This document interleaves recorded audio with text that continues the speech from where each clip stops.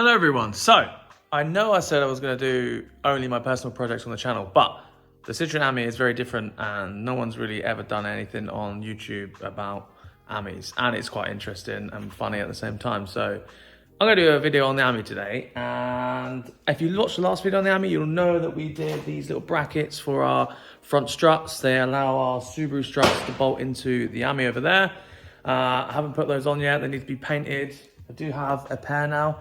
But until the back is like bagged, there's no point putting the fronts on because we won't be able to lift the car up and it won't be movable.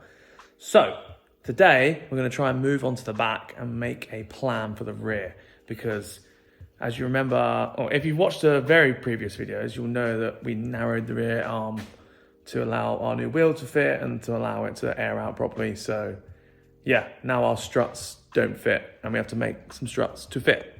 So this is our new wheel. This is our narrowed axle. As you can see there, the narrowed arm goes out and then comes back in. The original one is just as it is.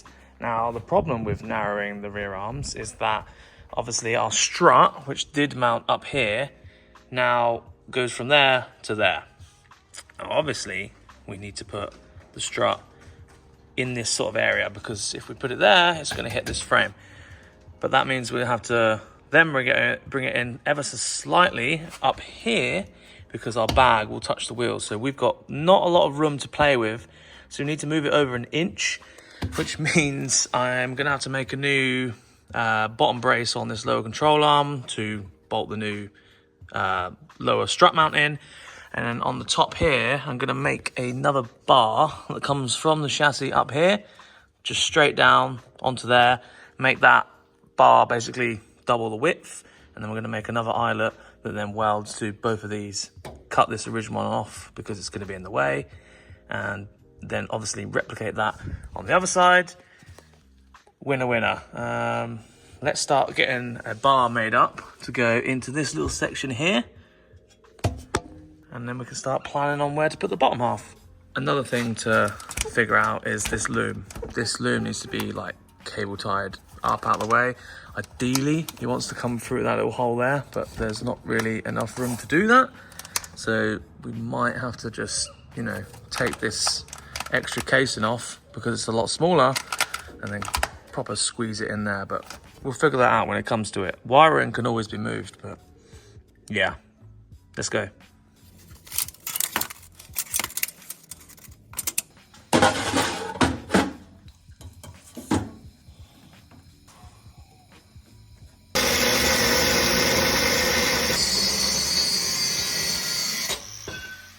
So, standard new bar in here. Now, obviously, I've just mocked that in. It's not welded in or anything. But as you can see here, we've gone to basically extend this to that. Now, the welds in that corner, I'm going to lob the corner off this box in.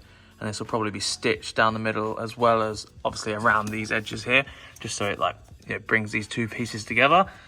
This will be lobbed off, and then I'll make a big square what do you want to call it, like a reinforcement flat plate, plug weld it all the way around, and then basically replicate one of these just around here somewhere, and then we'll have the strut moved over, as well as obviously the bottom. We can make this however we want. We have to reinforce this arm here because it's so thin.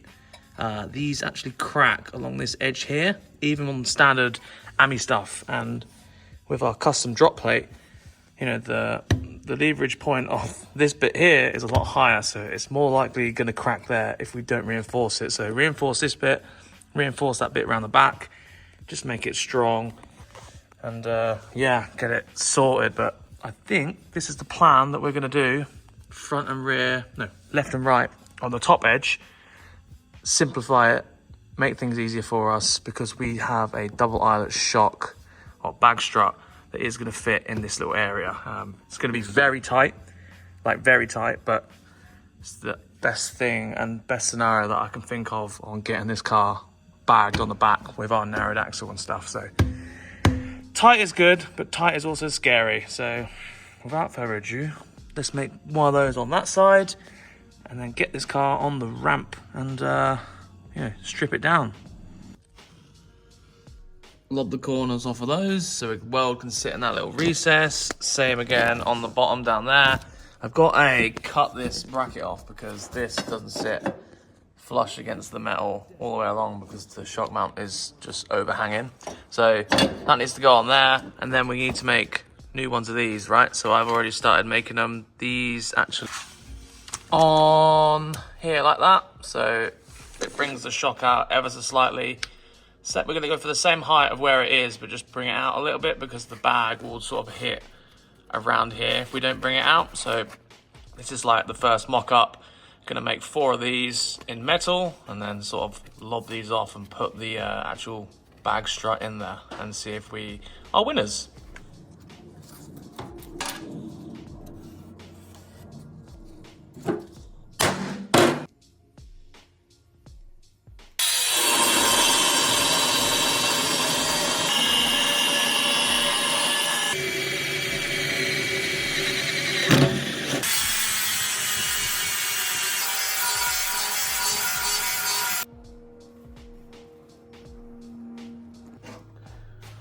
One of these days I'm going to have to get myself a plasma cutter because this takes up way too much time, but needs must. So now I've got these 4 shock mount tabs. I need to make some spreader plates that go on those 2 bars that these can weld onto, so that would spread the load across the 2 bits of metal basically. So do a bit of measuring, cut some squares out, drill some holes in it, job's a good one.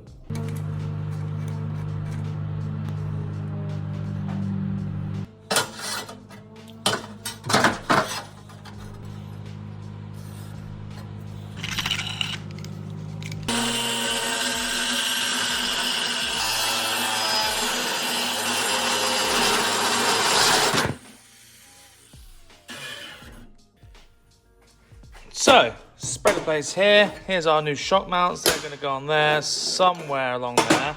This is how, obviously, it's going to mount. I don't know if it needs to go there, there, or there. So, what I need to do now is go over to the car and basically cut the original shock mounts off and start getting these mounted on there, cleaning up the surrounding areas. Then we can eyeball where this wants to go.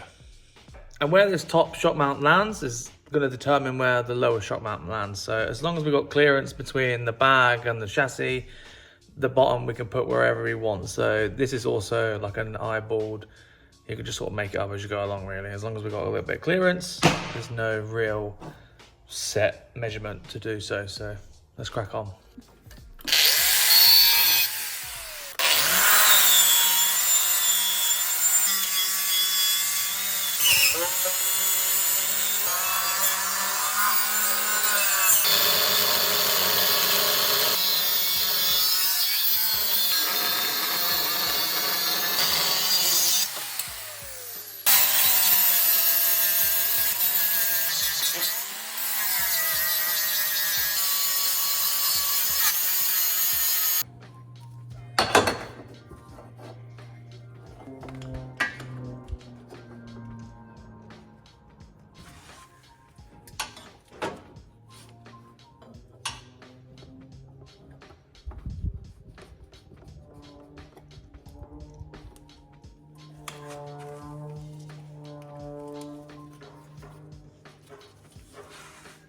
Something like that. Instead of it being over here, it's now over here. Probably a little bit further on this side, I can't lie, but you get the idea. This gets welded along there, welded along that seam, plug welded along the middle there, and then we weld all the way down these 2 shock brackets.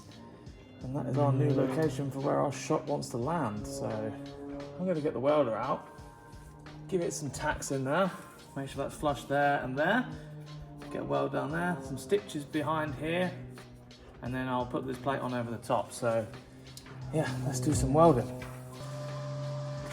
This metal I'm welding in here is undoubtedly much stronger than the one that is factory. So if you haven't been keeping up, this metal, factory metal around here is absolutely diabolical.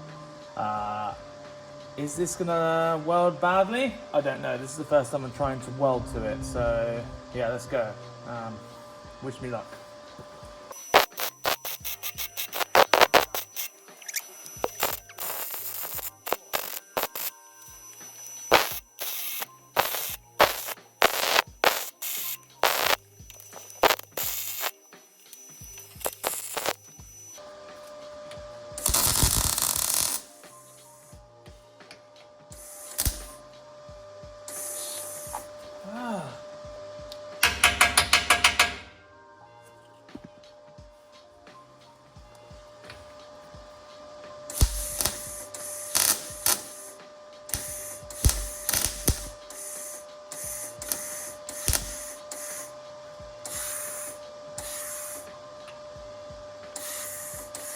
I thought the welder was playing up. I'm holding that.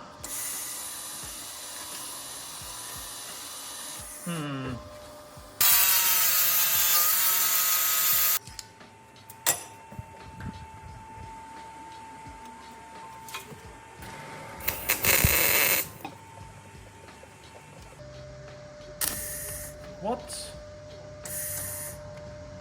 Right. I've got to sort this welder out. It's not doing welder things. I'm holding that constantly down. I've got a bad connection in the torch. For God's sake. Right, I think I've sorted the welder out now, so... Well, I did think I fixed it. For God's sake, man. Trying to film a video! Now the compressor kicked in.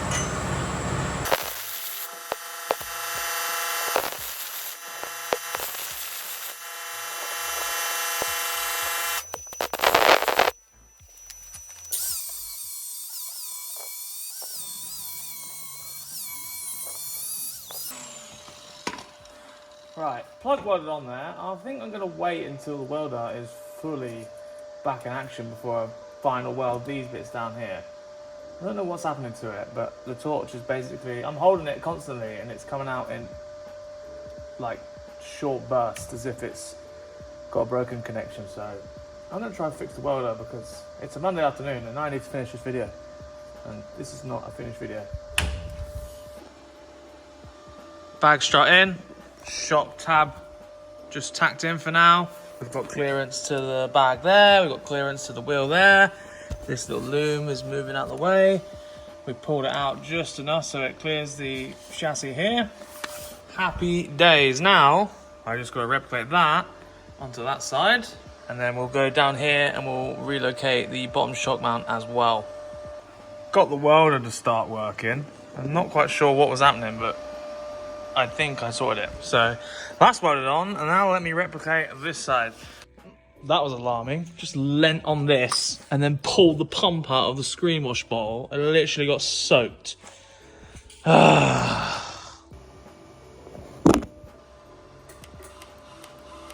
gas.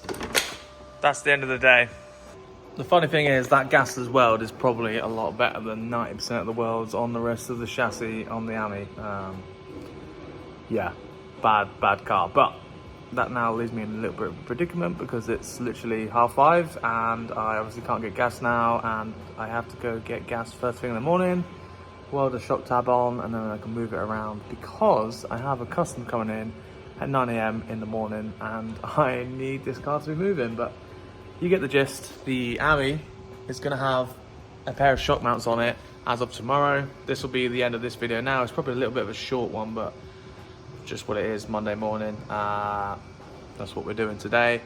That pretty much finalizes everything we need to do on the Ami now. So I have to finish off the lower mounts for the lower shock mounts, reinforce the control arms, narrow this driver's side control arm, and then from there it can basically go back together and start fitting all the airlines, all the actual fittings and bags, finalizing everything.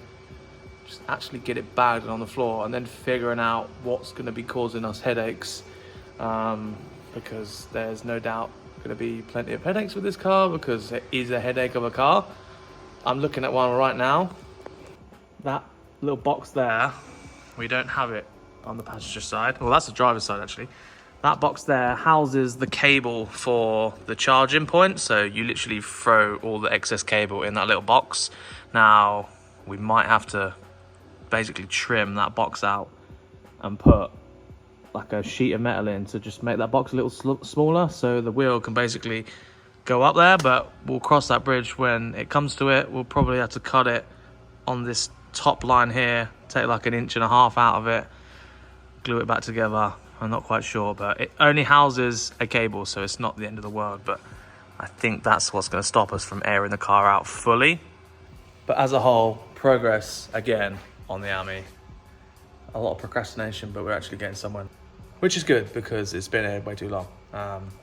What I will say is everyone that commented on the last video saying what you wanted to see, I've got a lot of opinions. People like the workshop projects, people like the rust repair, people like a bit of everything. So maybe I'll just continue on as I am doing things.